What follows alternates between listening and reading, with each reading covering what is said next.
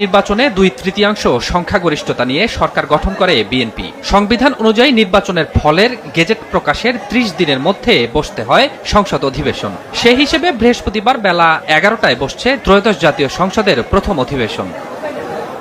বুধবার প্রধানমন্ত্রী তারেক রহমানের সভাপতিত্বে শুরু হয় বিএনপির সংসদীয় দলের বৈঠক। এতে প্রথম অধিবেশনে সভাপতিত্ব কে করবেন, স্পিকারই বা কে হবে তা নিয়ে আলোচনা হয়। একই সঙ্গে সংসদীয় কমিটি গঠন এবং কার্যপ্রণালী নিয়েও কথা বলেন সরকারদলীয় সদস্যদের। বৈঠক শেষে বিএনপির স্থায়ী কমিটির সদস্য মির্জা ফখরুল ইসলাম আলমগীর এবং সালাউদ্দিন আহমেদ জানান, অধিবেশনের শুরুতে বক্তব্য দেবেন সংসদ নেতা প্রধানমন্ত্রী তারেক রহমান। তিনি ঘোষণা করবেন প্রথম অধিবেশনের সভাপতির নাম। বিভিন্ন বিষয় নিয়ে আগামীকাল সংসদ শুরু হচ্ছে। পার্লামেন্টের সব দায় সিদ্ধান্ত হবে।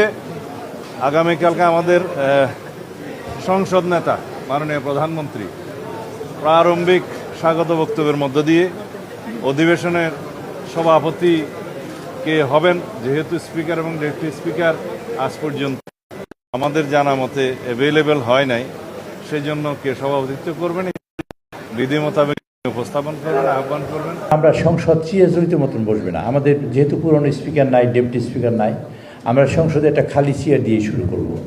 একজন কোরআন তেলাওয়াত করবেন, মাননীয় প্রধানমন্ত্রী আমাদের সংসদ নেতা তিনি ঘোষণা করবেন এই সভায় সভাপতিত্ব করার জন্য কোনো একজন জ্যেষ্ঠ নেতাকে প্রস্তাব করার পর কোনো একজন সমর্থন করবেন, তারপর তিনি সেখানে সভাপতিত্ব করবেন।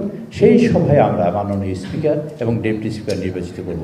সাধারণত ক্ষমতাসীন দল থেকে স্পিকার, ডেপুটি স্পিকার নির্বাচিত হয়ে থাকে। তবে এবার ডেপুটি স্পিকারের পদটি বিরোধী দল বাংলাদেশ জামাতে ইসলামকে দেওয়ার প্রস্তাব দিয়েছে বিএনপি। সালাউদ্দিন জানান, বৃহস্পতিবার ঘোষণা হবে স্পিকার ও ডেপুটি স্পিকারের নামও। তাদের শপথ পড়াবেন রাষ্ট্রপতি। সংসদের বিধি মোতাবেক যে সমস্ত স্পিকার এবং ডেপুটি স্পিকারকে গ্রহণ করাবেন রাষ্ট্রপতি, এরপরে আবার অধিবেশন বসবে। সংসদে যে সমস্ত অর্ডিন্যান্সগুলো প্লেস করার কথা, উত্থাপন করার কথা 133টি অধ্যাদেশ আইনমন্ত্রী উত্থাপন করবেন এবং এরপরে রাষ্ট্রপতির ভাষণ হবে। জাতীয় সংসদ অধিবেশন বসুক, তারপরে জনপ্রত্যাশা নিয়ে আমরা কথা বলবো এবং শহীদের আকাঙ্ক্ষা পূরণের জন্য আমরা কথা বলবো এবং সমস্ত কিছু জুলাই জাতীয় সনদে যা কিছু আমরা সম্মত হয়েছি সবকিছু আমরা ধারণ করব ইনশাআল্লাহ। সভাপতি, স্পিকার, ডেপুটি স্পিকার নির্বাচিত হওয়ার পর বসবে মূল অধিবেশন। উত্থাপন হবে অন্তর্বর্তী সরকারের সময় হওয়া 133টি অধ্যাদেশের।